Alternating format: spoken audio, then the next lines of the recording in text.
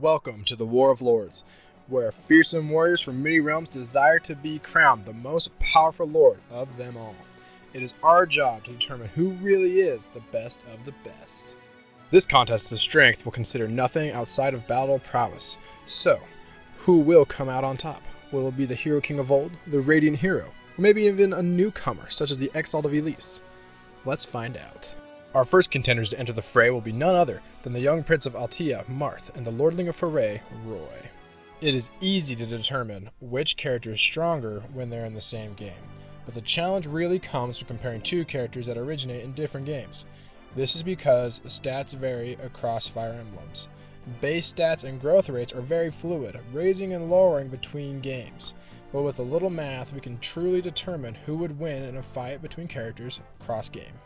So to figure this out, we need to determine how good their bases and growths are compared to those that are found in their game as well as those found in both games. To do this, we are going to be using the power of proportions. This 8th grade math tool is all we need to find out who will win in this fight.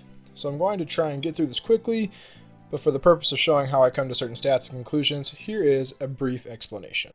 The purpose of proportions is to adjust or regulate something so that it has a particular or suitable relationship to something else. The standard form for a proportion looks something like this: A over B equals C over D. In our equation, A will equal the base stat or growth rate for a particular unit that is found in-game, B is equal to the average growth rate or base stat that is found across all characters in-game, D equals the average growths or bases across both games we are comparing, and C will be the corrected growths or bases for a particular stat for the character we are stat correcting for. So, for example, Roy's growth rate for luck is 60, meaning that 60% of Roy's level ups should give him a point of luck. That is A. Now B is the average luck growth in FE6, which is 40.83333, roughly. For D, take the average luck growth from FE6 and FE11, which is about 41.54472, and now we solve for C. So divide 60 by 40.83333, then multiply by 41.54472.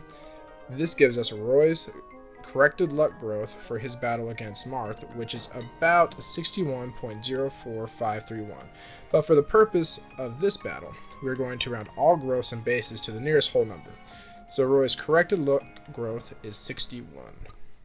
So after doing all the maths for all of Roy's growths, this is what we end up with. Roy has pretty mediocre stats for his game, and most of them take a hit except for his skill and luck growths, which both received a minor buff compared to his vanilla FE6 growths. His base is lower a bit as well. Running his base stats through the same equation results in a dip in every stat except for resistance and defense. Now on to Marth. His base stats are pretty good, as they are all above average aside from his poor skill. His corrected bases are even better, the highlight being an extra 2 points of defense, putting it at a pretty stocky 9. His bases are good, but his growths are where he shines. Marth boasts a very high HP growth as well as above average strength, speed, and luck growths. Marth's corrected growths are all very good as well, receiving a sizable buff in strength and HP. The only problem with Marth is that he is only able to reach level 30 in his game compared to most other units being able to reach the Fire Emblem standard of 20 levels before and after promotion. So with all that considered, we can figure out the stats for each unit at max level. As a level 20 Master Lord, our boy Roy turns out some less than stellar stats with his corrected bases and growths. He ends with 47 HP, 19 strength, an impressive 28 skill, 21 speed, 29 luck being his highest stat, 15 defense, and 12 resistance. Factoring in his extremely powerful sword, the Binding Blade, his battle stats are as follows: 37 attack power, 21 attack speed, 137 hit, 35 avoid, 20 defense, 24 critical, and 29 critical evasion, all with a range of 1 to 2.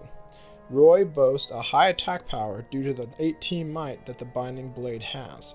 With the added 5 defense that the sword also gives him, Roy is a rather stocky guy with 20 defense.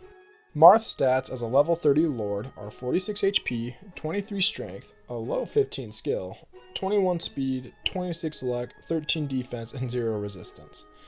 With his powerful Blade Falchion, Marth's battle stats are 35 attack power, 21 attack speed, 128 hit, 34 avoid, 13 defense, 7 critical, and 26 critical evasion with a range of 1.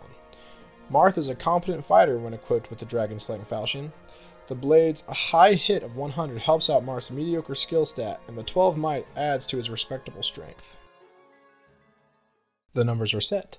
Now by entering these numbers into a simple battle system, which is mostly derived from Fire Emblem 11, we end up with this battle forecast.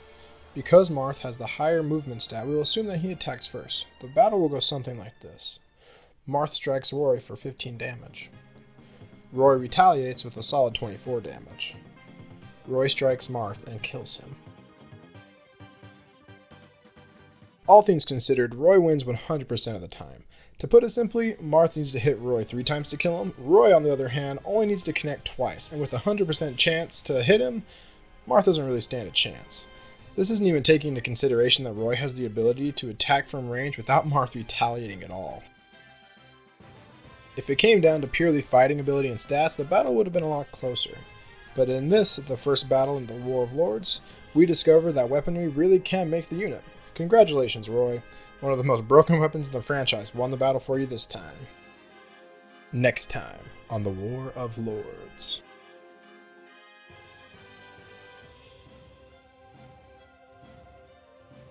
Thanks for making it to the end of this video. If you enjoyed it, please leave a like and a comment, and if you want to see more videos about Fire Emblem, subscribe.